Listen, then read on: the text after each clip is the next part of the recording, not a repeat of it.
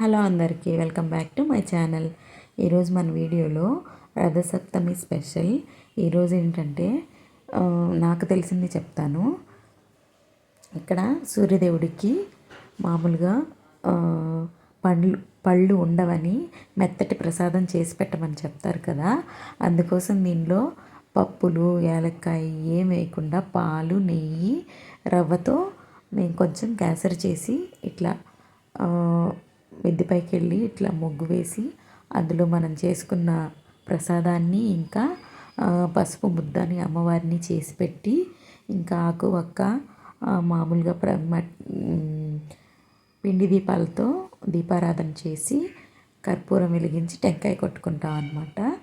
So ఇవన్నీ వెలిగించి రాగి చెంబులో సూర్యుడికి నివేదన చేస్తూ నమస్కరించుకుంటాము. సో మా ఇంట్లో అయితే రథసప్తమి ముగ్గు దగ్గర నుంచే స్టార్ట్ అవుతుంది. సో అంతే. ఇంకా ఈ వీడియో నచ్చితే లైక్ చేయండి, షేర్ చేయండి, సబ్స్క్రైబ్.